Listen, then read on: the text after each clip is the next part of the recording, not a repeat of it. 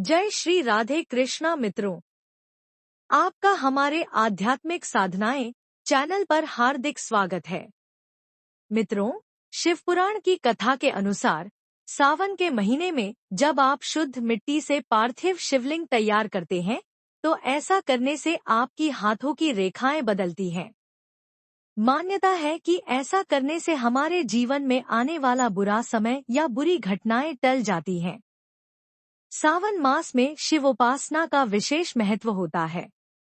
वैदिक पंचांग के अनुसार इस वर्ष सावन माह की शुरुआत 11 जुलाई 2025 शुक्रवार से होगी और इसका समापन 9 अगस्त 2025 शनिवार को होगा। यह संपूर्ण माह भगवान शिव की आराधना में लीन रहने का सुनहरा अवसर है। सावन में पार्थिव शिवलिंग की पूजा व्यक्ति को मानसिक, शारीरिक और आध्यात्मिक लाभ प्रदान करती है। यह पूजा भगवान शिव की कृपा प्राप्त करने का सरल और प्रभावी माध्यम है। सावन माह में पार्थिव शिवलिंग की पूजा कर भक्त अपने जीवन को सुखी और समृद्ध बना सकते हैं। मान्यता है कि भगवान श्रीराम ने लंका पर कूच करने से पहले भगवान शिव की पार्थिव पूजा की थी। कलयुग में भगवान शिव का पार्थिव पूजन कूष्मांड ऋषि के पुत्र मंडप ने किया था, जिसके बाद से अभी तक शिव कृपा बरसाने वाली पार्थिव पूजन की परंपरा चली आ रही है। शास्त्रों में वर्णित है कि शनिदेव ने अपने पिता सूर्यदेव से ज्यादा पराक्रम पाने के लिए काशी में पार्थिव शिवलिंग बनाकर पूजा की थी। लिंग पुराण में भी पार्थिव शिवलिंग की पूजा का वर्णन मिलता है। इसके अनुसार जो व्यक्ति श्रद्धा और भक्ति से पार्थिव शिवलिंग की पूजा करता है, उसके जीवन में सुख, शांति और समृद्धि आती है, समस्त पापों का नाश होता है और मोक्ष की प्राप्ति होती है। जिन दंपतियों को संतान सुख की प्राप्ति नहीं हो रही है, वे सावन के महीने में पार्थिव शिवलिंग की पूजा करें तो उन्हें संतान प्राप्ति का वरदान मिल सकता है। मान्यता है कि जिन युवतियों का विवाह नहीं हो पा रहा है, वे सावन में पार्थिव शिवलिंग की पूजा करें तो उन्हें मनचाहा वर प्राप्त होता है। शिवपुराण के अनुसार पार्थिव शिवलिंग की पूजा करने वाले शिवसाधक के जीवन से अकाल मृत्यु का भय दूर हो जाता है। इसीलिए श्रावण मास को शिवमास भी कहते हैं। शिवलिंग स्थापित करके इसकी पूजा करने का एक विशेष विधान है। विशेष विधि विधान से की गई पूजा उपासना से भगवत भक्ति का प्रसाद तो मिलता ही है, लौकिक कामनाओं की भी पूर्ति होती है। आज के इस वीडियो में हम आपको बताने जा रहे हैं श्रावण मास में पार्थिव शिवलिंग के निर्माण एवं पूजन की संपूर्ण विधि के बारे में। यह विधान पूरे श्रावण मास या श्रावण मास की शिवरात्रि को किया जाना विशेष फलदायी माना जाता है।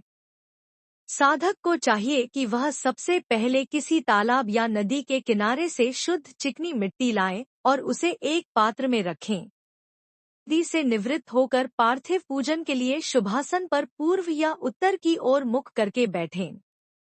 पूजा करने के लिए पूर्वाभिमुख और उत्तराभिमुख दोनों प्रकार से बैठा जा सकता है, किंतु प्रदोषकाल की पूजा करनी हो तो उत्तराभिमुख ही बैठे। पूजा की सभी सामग्री को व्यवस्थित कर ले। पार्थिव पूजन हेतु शुद्ध मिट्टी को भी पूर्व में ही ग्रहण करके उसे महीन चूर्ण बनाकर कंकर आदि ध्यानपूर्वक छान कर हटा दे। इस प्रकार से संचित मिट्टी से ही शिवलिंग का निर्माण करे। मिट्टी की शुद्धता का विचार किए बिना लाखों शिवलिंग बनाकर पूजा करना शास्त्रोचित नहीं है। यदि उपलब्ध हो तो गंगा जी या किसी पवित्र नदी की मिट्टी मिश्रित करना श्रेष्ठ है। शिवलिंग की संख्या का निर्धारण भी श्रद्धा के अनुसार किया जाता है। यदि संभव हो तो 1.25 लाख शिवलिंग निर्मित करें, किंतु यदि शुद्ध मिट्टी कुछ 100 अथवा सहस्रलिंग निर्माण करने के लिए ही उपलब्ध हो तो श्रद्धा के अनुसार उतनी मिट्टी में बनने योग्य संख्या का ही ग्रहण करे। भस्म, त्रिपुंड्र, रुद्राक्ष माला आदि धारण करके निर्धारित पूजा स्थान पर सभी सामग्री व्यवस्थित करके बैठे। पवित्रीकरण आदि विधि के अनुसार करके रक्षा दीपक जला ले। स्वस्तिवाचन, गणपति स्मरण आदि करके विधिपूर्वक शिवलिंग निर्माण आरंभ करें। सबसे पहले करीब 100 तोले वजन का शिवलिंग बनाया जाता है। उसके बाद मिट्टी से ही गणेश, नंदी, पार्वती और कार्तिकेय की मूर्तियां बनाई जाती हैं। यदि इनकी मूर्तियां बनाने का अभ्यास न हो तो शिवलिंग को छोड़कर प्रत्येक के लिए 30-30 तोले मिट्टी लेकर उसे गोल वृत्त बनाकर रख दे और इनमें से एक को गणेश, दूसरे को पार्वती, तीसरे को नंदी और चौथे को कार्तिकेय मानकर उसे स्थापित करें। इसके बाद साधक थोड़ी थोड़ी मिट्टी लेकर शिव मंत्र बोलते हुए उस मिट्टी से निर्धारित की हुई संख्या में छोटे शिवलिंग बनाएं तथा प्रत्येक शिवलिंग पर चावल का पूरा दाना लगाएं। गीली मिट्टी होने के कारण उस पर चावल का दाना भली प्रकार टिक जाता है। फिर लकड़ी के एक तख्ते पर मध्य में शिवलिंग स्थापित करें। उनके बाईं और पार्वती तथा दाईं और गणेश स्थापित करें। पीछे कार्तिकेय और सामने नंदी की स्थापना करें। इनके चारों ओर समांतर पंक्तियों में शिवलिंग की स्थापना करनी चाहिए। इस प्रकार पार्थिव शिव निर्माण होता है। इसके बाद दूध, दही, घी, शहद और शक्कर से अभिषेक करें। पूजा के दौरान बेलपत्र, धतूरा और विभिन्न पुष्प अर्पित करें।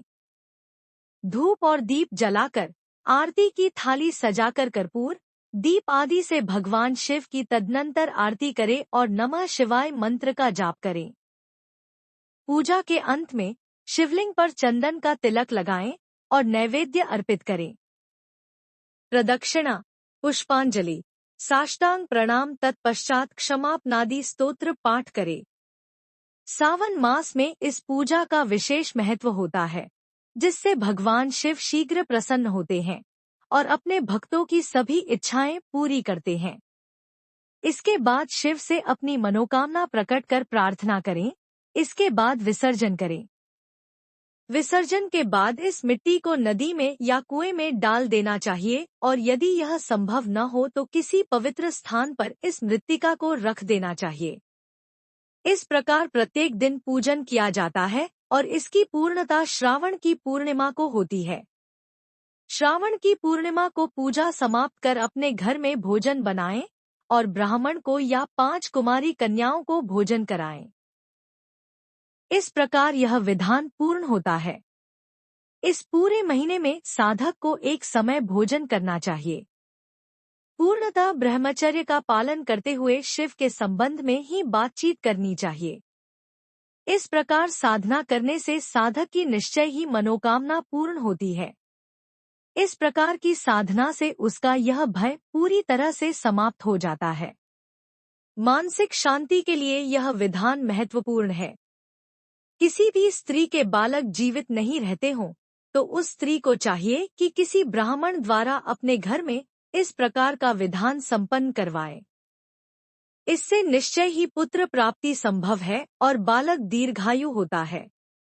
वस्तुतः सावन मास में संपन्न किया जाने वाला यह अत्यंत ही महत्वपूर्ण विधान है। श्रावण मास का यह अनुपम अवसर न केवल शिव भक्ति का पर्व है, बल्कि आत्मशुद्धि और मनोकामना पूर्ण करने का माध्यम भी है। भगवान शिव की कृपा से आपके जीवन में सुख, शांति और समृद्धि का वास हो। आपकी सभी मनोकामनाएं पूर्ण हों, यही हमारी मंगल कामना है। यदि आपको हमारा यह वीडियो पसंद आए तो कमेंट बॉक्स में हर हर महादेव या जय भोलेनाथ अवश्य लिखें। साथ ही हमारे इस चैनल को लाइक और सब्सक्राइब करें ताकि हमारे वीडियो का नोटिफिकेशन आपको सबसे पहले मिल सके। जय श्री राधे कृष्णा।